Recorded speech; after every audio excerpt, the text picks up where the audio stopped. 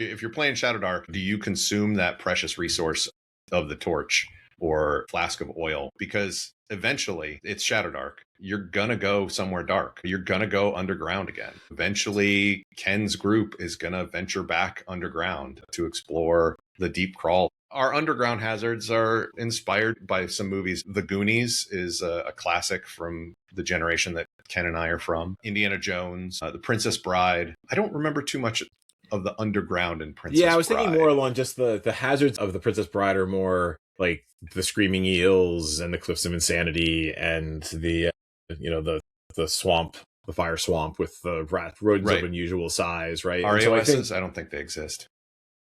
I think my brain went there because I think those are the kinds of, I can easily transfer those to an underground setting. They're also great overlay threats. Okay.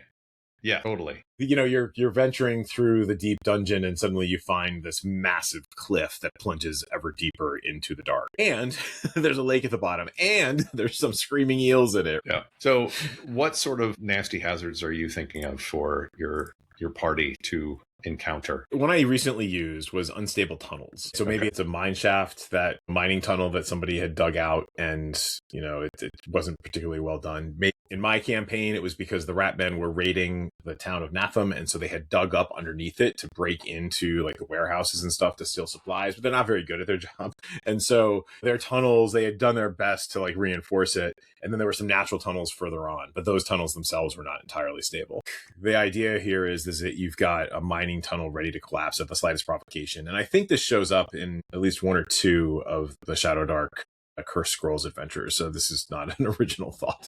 The idea here is like, not everything here reacts well to arrows. To paraphrase was The Hunt for Red October. Missed attacks have a 50% chance of striking something critical, and those nearby take a d6 of damage. And then maybe it's a thing that you track over time. So if there are enough misses and enough strikes, maybe the tunnel collapses and then everybody dies, or you take just massive amounts of damage. Again, foreshadowing that you miss and you strike the wall, somebody takes rocks fall. But, hopefully not everybody dies. Hopefully not everybody dies. So I think, that's, I've done some spelunking in some caverns out in Western Pennsylvania. And man, when you are underground and you can feel the weight of stone around you, it's unnerving. And that was a very stable cavern. The paranoia that must come into play in a place that is not stable or clearly was dug out and there are like feeble reinforcements, it should be very unnerving for your players, because it was unnerving for me. And I do like that in our notes here that you put that those nearby take a d6 of damage if there's stuff falling. Hazards don't always only impede the player. In fact, most of the time they shouldn't only impede the player. But there are certain things that do only affect the players.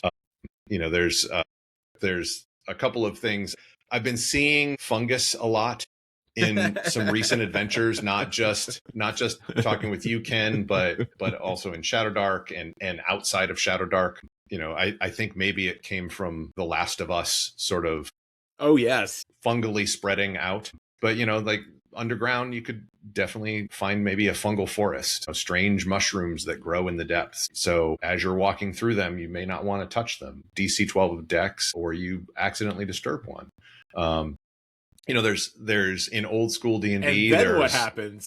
Yeah, exactly. And in old school D&D, there's several different types of mushroom things. There's most of them, or several of them, based on real things like puffballs. If you hit a puffball, spores are going to go everywhere, and spores aren't necessarily something you want to breathe in. Especially in a fantasy setting. Shriekers are another one. A shrieker won't do damage to you directly, but it will draw things to you, right? Because they know that means that anything that is in that area that might hunt knows something disturbed it, so it knows where something is now. So there's a couple of things to consider with like a fungal forest. Is what eats the mushrooms? Is it a food source for something? Do you want to find out what that is? In some ways, that also begs the question: what are the mushrooms eating? What is the fungal stuff eating? Yes, maybe that puffball is a little more deadly than was previously thought, and it's feeding on the remains of things that have passed through before. What lives among the mushrooms? Is there anything else that actually lives there? Mushrooms come in all shapes and sizes, and you also kind of blend into, not mosses, I'm trying to think of the other ones, like slime molds and other things like that could probably coexist with them. Things that might trip up the players as they're walking through. Brown mold, yeah. What other sorts of things that can happen if you do brush into those mushrooms? Possibly hallucinations. There are so many different hazards that could happen in a fungal forest. It's just so many. Maybe you did breathe in those spores and nothing apparent. You coughed a little bit. Maybe nothing happened right away. Right. And maybe it's a few days later when you've start coughing a little more, or you start seeing weird growths on your arm or things like that. And I like that, and being able to so then talking about foreshadowing hazards. So as you're venturing into the deep, you come across this corpse, and it's been mostly consumed by fungi. That's weird. And then time passes. And you find another one. Why are there all these weird fungal growths happening throughout this particular crawl? And then you come to the cavern. It's like, oh, wait. Yeah, and if you want to really foreshadow it, you could have the body oriented in a way that it's coming from the fungal forest. Yes. So it collapsed as they were trying to leave. Yes. Yeah. Maybe with the hallucinations, there's signs of a fight. You can do so much with fungi. And I love the Last of Us reference. I hadn't thought about that when we were kind of brainstorming beforehand, but the idea of the fungal network that they have in that series, where the fungi are transmitting intelligence to one another. And even if they're not truly intelligent, but they're communicating. Not only have you set off this shrieker, you've set off every shrieking mushroom in the entire complex, right? As it just kind of ripples out into the distance and then maybe comes back again, drawing the monsters to you. So I think that's pretty cool. Even just now, I was just thinking about it as well, as if you've inhaled those mushrooms, maybe as they start infecting that player, they start being able to tap into that fungal intelligence. If there is a fungal intelligence, it could start hearing voices or whispers in their mind. And then maybe you play that out into a bigger adventure. Maybe they're friends, maybe they're foes, maybe they're just indifferent to your existence. I think I seem to do this more in Shadowdark than I do in other things, but the adventure ends up not being the adventure. So eventually they may go after the Rat King, which is this thing that's organizing all of these rat cultists and were-rats in the depths. They may never actually get to the Rat King because they may encounter this first, and there ends up being a whole side adventure that is basically just dealing with the mushrooms and the consequences of the mushrooms. Because there could be mushroom people living amongst them too. So who knows? Yeah. Or people that used to be people that are now mushrooms, Exactly.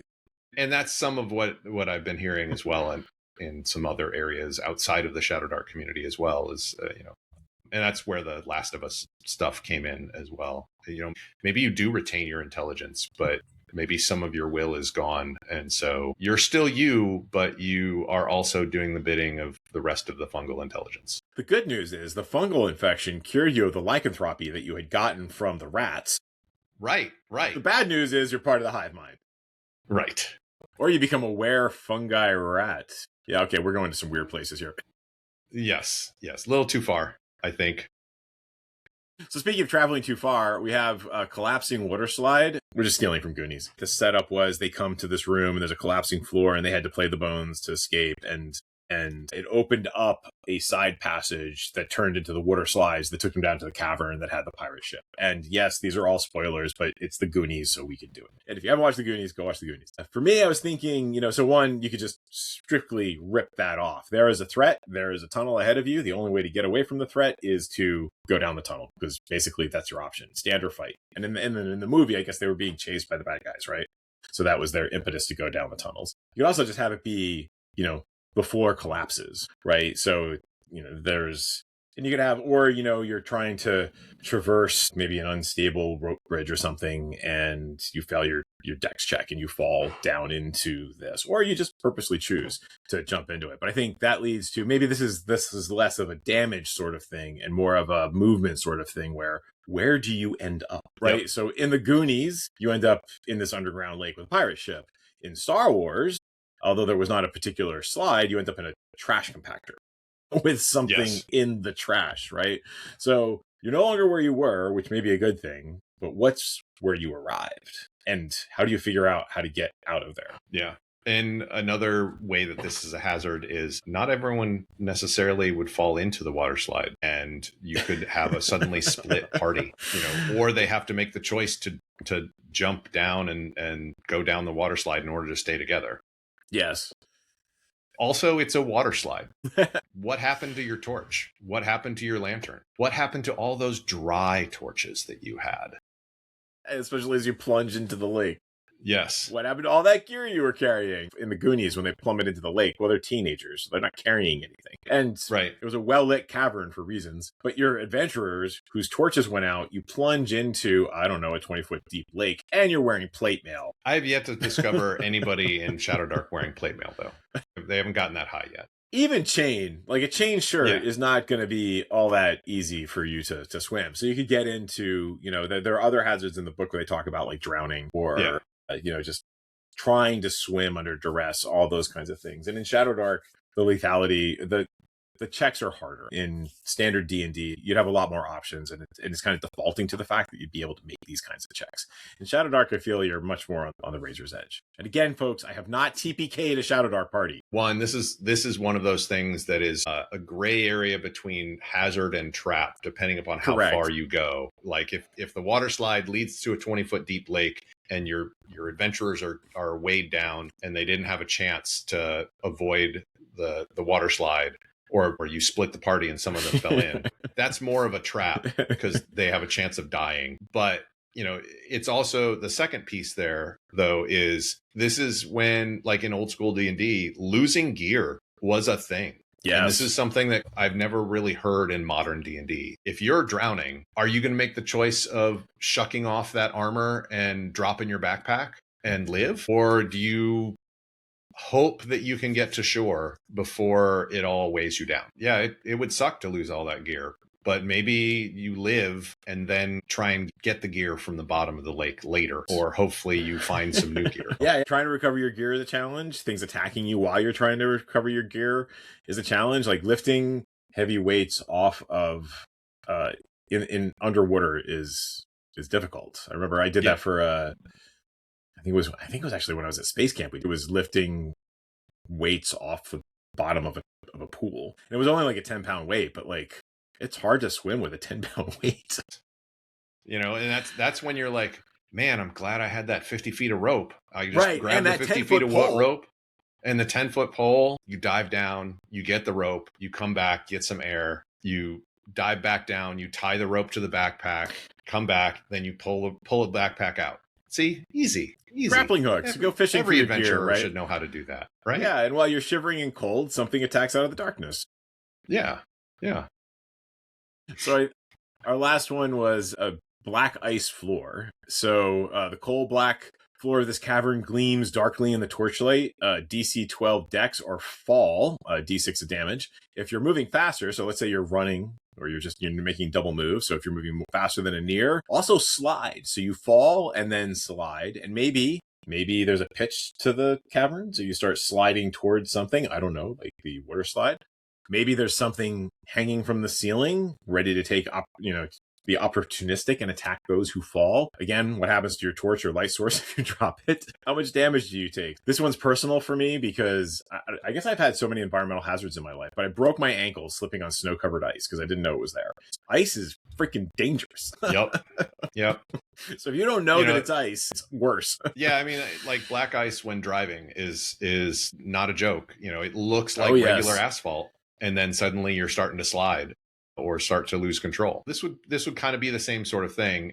This is almost something that you could also steal ideas from a video game where you're fighting on this icy surface. And, of course, off to one side is this cliff face, that if you slide too far, over you go. So there's an additional risk to the hazard. Having a fight happen on this black icy floor, it adds a little bit to the danger, but not necessarily directly damages the party. Yeah, and from underground, because I did do some research on this for Morka Norden to see how cold the caves get. in the north. Because the thing is, once you get underground, the temperature stabilizes. So Yes. like around here in Pennsylvania, that the caves are always like 65 degrees. Doesn't matter if it's the depths of winter, it's still going to be 65 degrees. So you're not necessarily going to have this ice hazard. In Scandinavia, at least based on my research, you can still get to freezing, and there could be things in the tunnels or caverns or whatever that are causing it to freeze. I think in the surface world, this is also a potential threat. Like you say with black ice, I remember many years ago, my friends and I had worked all day helping a friend out. It was February, everything melted. And then cold front came through, temperature dropped to like 10 degrees, everything froze. So that's where you get black ice while driving. And so you can have that same sort of situation in your campaign where suddenly a front comes through, which I love having weather in my games, but the consequences of that are not obvious. So now you're in this rocky field and you don't realize that the ice is there, because that's what really makes, I think, the ice the threat, is that you don't know it's there. Right. And even if you do know it's there, if it's unavoidable, it's still a threat. Right. So like there are ways to do this. and I think what comes down to it for all hazards is it's there to add tension, risk, and more interest to things like fights or exploration, things along those lines. And if they shouldn't just be, I've seen them used in games where it's just tedious. Oh, we have to figure out how to do this, and we're just spending the next 20 minutes slogging through this thing, which really shouldn't even be there as a, because it's basically a footnote in the adventure. Hazards should be memorable, and hazards should slow things down, not in a game slow things down. Right. They should be a risk. They should ratchet up tension. And they could be used by the players as well. Like it goes both ways. Just because something happens to be attacking you, we focused on that. But the players could purposely go into the hazard to lure their opponents into. Yeah, especially like a black ice floor. If the adventurers are prepared and have stuff on their feet that negates the fact that it's icy, if they have little spikes on their feet, they could run into that icy area and not have to worry about skidding out, but the things chasing them still would. Right. Or if they've figured out you can allow them to kind of get used to the ice as well. It would take some time. It may burn some resources. Right. But if they know how the hazard works, they can use that to their advantage. And provide something with caltrops, like who knows. Bonus round, because we had some notes about Indiana Jones. And it's kind of strange that we haven't talked about Indiana Jones in any of this. And so, because there are so many great hazards and threats in Indiana Jones.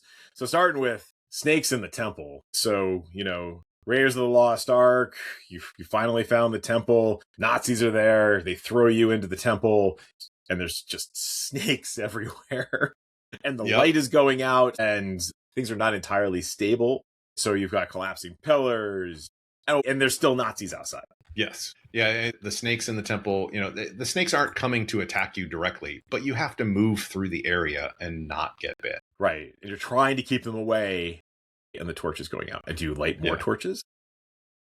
Another one is Indiana Jones' Last Crusade, when they're in the crypt that's under, is it Paris? No, I think it's Venice, right? Venice? Okay. Yeah, they're in this flooded crypt, and there's this oily scum on the top of it, actual oil on the top. And so oil and torches, they work really well together, but you don't want them mixed when you're standing in the oil. Yes. So you're having to move through the water. You have to have a light source, but how do you prevent the oil from setting on fire? Or, as we talked about a minute ago, where the players can turn this to their advantage, maybe you purposely set it up. Right.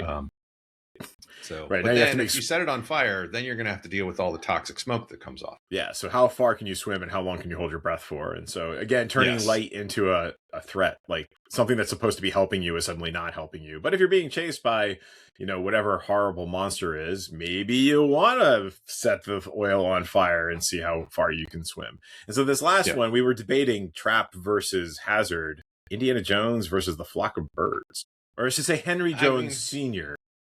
Yes. I don't, it's one of those things for the pilot of the plane. So we should probably recap the scene, because it's may have been a bit since people have seen Raider or Crusade. Yeah. So they've just escaped from a bunch of Nazis. They're on the shore of the ocean, and a Nazi in a plane is coming to shoot at them has already made one pass, I think, and is circling around for another pass. And Dr. Jones Sr. Does a quote, which I can't remember. Oh, no, he does that afterward. He does that afterwards. But he takes his umbrella and starts opening and shutting it really quickly and running toward a flock of birds. And you're like, what the heck is he doing? And then all of the seagulls fly up into the air right into the path of the plane as it's coming to do its strafing run. Well, it doesn't end well for that pilot or the plane. Or the birds. So it's one of those things. Is that a hazard or is that a trap? If you see the birds coming, if you're in a plane or if you're and this comes down to like, is it a hazard or a trap? We bounce back and forth between these two because they are pretty closely related. If you see it coming and have a chance to deal with it, in my mind, that's a hazard. If it suddenly flies up in front of you and you don't really have a chance to avoid it, other than like a quick check, that's a trap. Right. So say a giant boulder is about to run you over because you accidentally triggered a mechanism. Triggering the mechanism, that's the trigger of the trap. That's a straight up trap. Now, if you see, I would say a hallway where blades are scything back and forth, and you see that they're scything back and forth, that's a hazard. Yeah. That's not a trap. That's a hazard in my mind. Yeah, see also Skyrim. The only other one that I was thinking is GalaxyQuest, when they're going to find the something 13 device. And it's like, who would build a ship with giant mashers in the middle of it? What are these choppy things here? This makes no rational sense. Right. But, it's a game. It doesn't always have to make rational sense. Exactly. We'd like to know what you guys think about hazards. Do you use them in your game? Do you not use them in your game? How do they differ from traps? Let us know. You can like and subscribe on YouTube. You can leave us a comment, and we look forward to hearing from you.